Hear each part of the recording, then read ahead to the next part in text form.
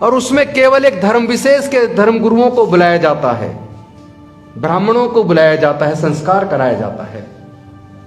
उसमें सारे देश की पॉलिटिकल पार्टियों का चुप्पी साध लेना किस बात का डर है? मैं सभी राजनीतिक पार्टियों को कहना चाहता हूं, जो भी सरकारी आयोजन किसी धर्म विशेष के धर्म गुरुओं को बुलाकर अगर संस्कार आप करते हैं, सरकारी कार्यक्रम का, जैसे अलग अलग विभागों के कार्यक्रम होते हैं, चाहे वो संसद का शिलान्यास हो या राज्य की विधानसभा का शिलान्यास हो, चाहे जल बोर्ड के किसी भी स्टेट के किसी नए कार्य का उद्घाटन हो या किसी भी बिल्डिंग का उद्घाटन हो, उसमें सरकार किसी धर्म विशेष के धर्म गुरु को बुलाकर अगर संस्कार करती है तो वो देश के साथ धोखा है, भारत के संविधान के साथ धोखा है। आज भी राष्ट्रपति बनने के बावजूद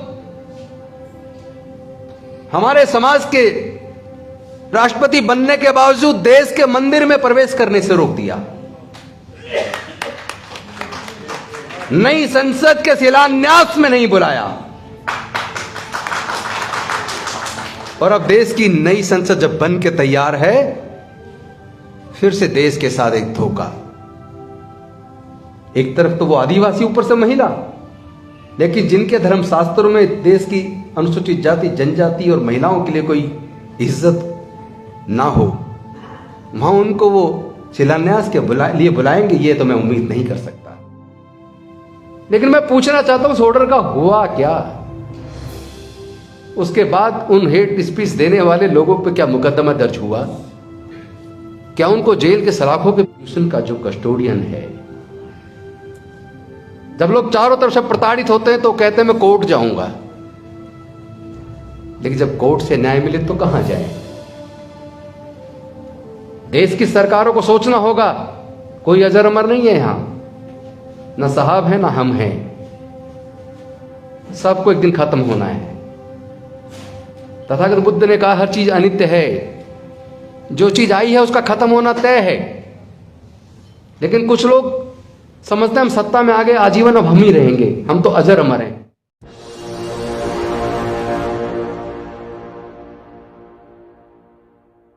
राइट्स को लेकर और उनके ऊपर होने वाले अत्याचारों को लेकर हम चर्चा कर रहे हैं, लेकिन आज हालात देश के सामने बेहद गंभीर हैं। जैसा इम्तियाज साहब ने कहा कि अगर 24 में फिर से साहब आ गए तो प्रजातंत्र शब्द को हम इतिहास में पढ़ेंगे, इसमें कोई संदेह नहीं है। और विल्सन साहब ने तो भारत की संविधान की प्रस्तावना को बताकर अपनी शुरुआत की थी भाषण की। भारत एक संप्रभुता संपन्न, समाजवादी, धर्मनिरपेक्ष, प्रजातांत्रिक गणराज्य है। लेकिन मुझे लगता है ये किताबों में है, ये संविधान में है, ये भारत के संविधान की मूल भावना है। This is basic structure of Indian constitution which can not be amended under article 368, but in spite of the whatever is happening in India we have to see it. जो देश में हो रहा है हमें देखना होगा। जब नए संसद भवन का शिलान्यास हुआ था, मैं उस घटना की तरफ आपको ले जाना चाहता हूं। भारत का कोई अपना एक धर्म नहीं है, भारत की सरकार का कोई अपना धर्म नहीं है। चाहे कोई राष्ट्रपति की कुर्सी पे हो, चाहे प्रधानमंत्री की हो, उसका व्यक्तिगत तौर पे अपना धर्म हो सकता है, नहीं होगा, है। वो अपने घर के कोई आयोजन करे, कोई कार्यक्रम करे, वो अपने धर्म के धर्मगुरु को बुला के संस्कार करे, हमें कोई एतराज नहीं है। लेकिन देश की संसद किसी व्यक्ति की नहीं है, किसी पॉलिटिकल पार्टी की नहीं है। उस संसद का जब शिलान्यास होता है और उसमें केवल एक धर्म विशेष के धर्मगुरुओं को बुलाया जाता है, ब्राह्मणों को बुलाया जाता है, संस्कार कराया जाता है, उसमें सारे देश की पॉलिटिकल पार्टियों का चुप्पी साध लेना किस बात का डर है? मैं सभी राजनीतिक पार्टियों को कहना चाहता हूं, जो भी सरकारी आयोजन किसी धर्म विशेष के धर्म गुरुओं को बुलाकर अगर संस्कार आप करते हैं, सरकारी कार्यक्रम का, जैसे अलग अलग विभागों के कार्यक्रम होते हैं,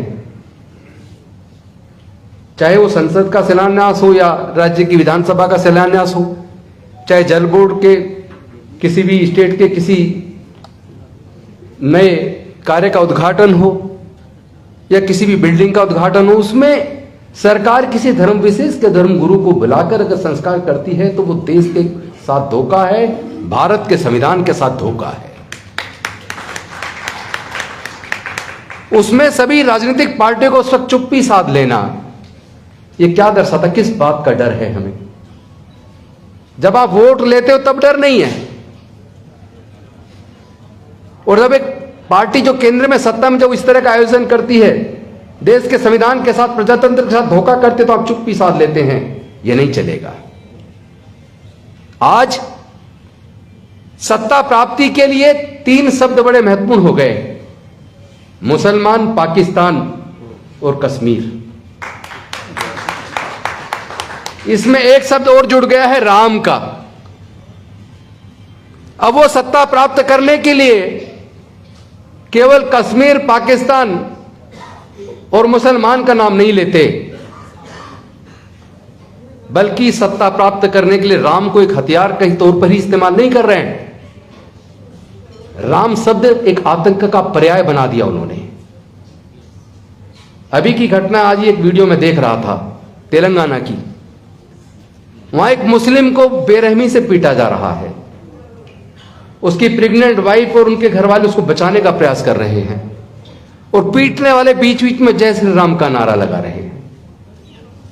आपने तो राम को भी आतंक का पर्याय बना दिया, तो आप तो राम की भी ना हुए। आपसे ज्यादा बड़ा गद्दार इस देश में कोई हो नहीं सकता। हम जिंदे रहे ना रहे यह महत्वपूर्ण नहीं है। भारत का संविधान बचेगा या नहीं बचेगा, भारत का प्रजातंत्र बचेगा या नहीं बचेगा, यह महत्वपूर्ण है। डर से काम चलने वाला नहीं है, डर को छोड़ना होगा। किस किस को जेल में डालोगे? और एक बात मैं आज क्लियर कर दूं, जैसा इम्तियाज साहब कह रहे थे कि मुसलमान को याद किए बिना तो उनको खाना नहीं पचता। मुसलमान केवल इस्तेमाल किया जा रहा है शब्द, असली खतरा इन्हें मुसलमान से नहीं है। क्योंकि जो सामाजिक व्यवस्था जाति और वर्ण पर आधारित है, उसको खतरा मुसलमान से, ईसाई से नहीं है, उसको खतरा अम्बेडकरवाद से है। इसलिए पूरे देश के अंदर ये डॉक्टर बाबा साहेब अम्बेडकर, जो भारत के संविधान के निर्माता थे, मॉडर्न इंडिया के आर्किटेक्ट थे, उनकी मूर्तियों को तोड़कर ये हमें बार बार चिढ़ाते हैं, अपमान करते हैं।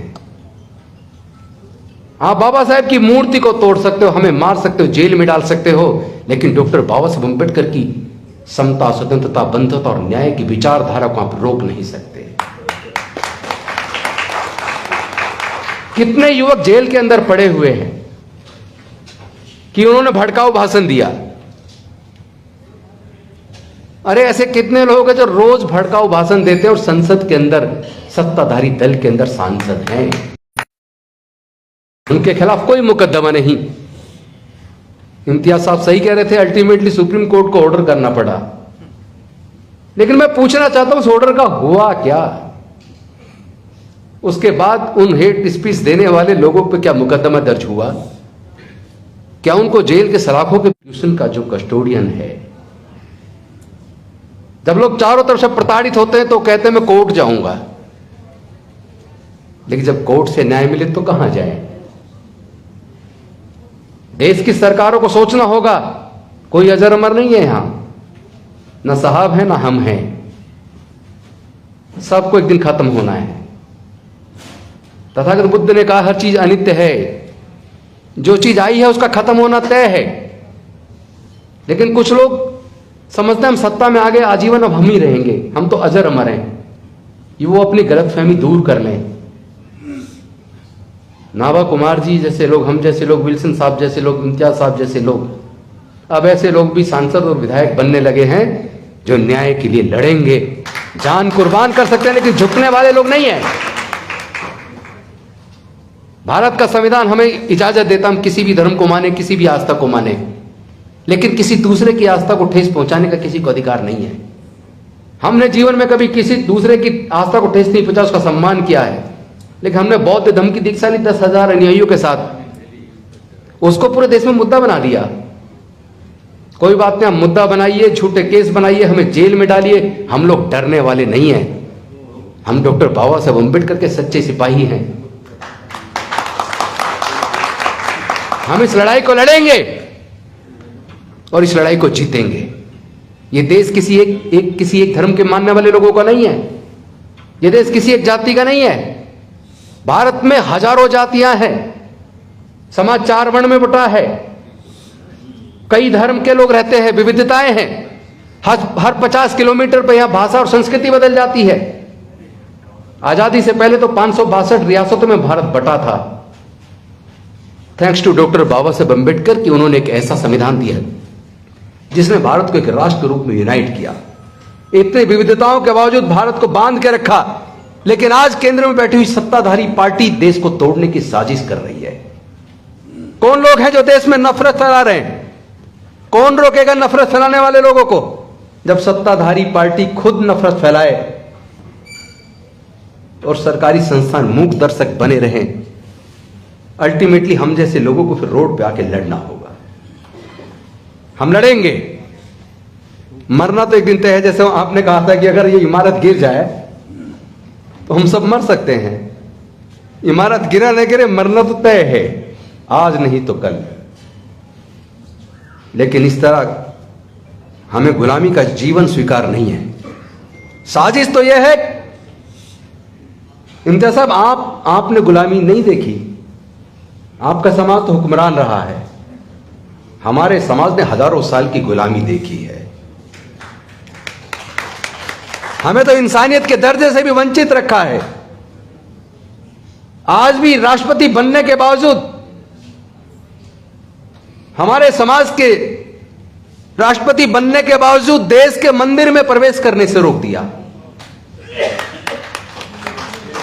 नई संसद के शिलान्यास में नहीं बुलाया। और अब देश की नई संसद जब बन के तैयार है, फिर से देश के साथ एक धोखा।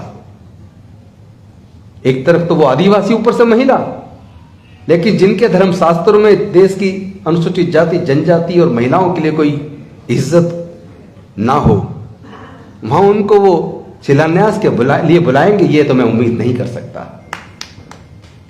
लेकिन उनको यह एहसास जरूर करा दूं कि आप देश को तोड़ना बंद करो, जाति धर्म के नाम पे बांटना बंद करो। आपकी सारी साजिशें 2024 तक हम उजागर कर देंगे और आपको कामयाब नहीं होने देंगे। हमने तो एक और संकल्प लिया है, क्योंकि जब दंगे होते हैं तो दंगों में इस्तेमाल कम पढ़े लिखे लोगों का, खासतौर पर अनुसूचित जाति, जनजाति और पिछड़े वर्ग के लोगों का किया जाता है।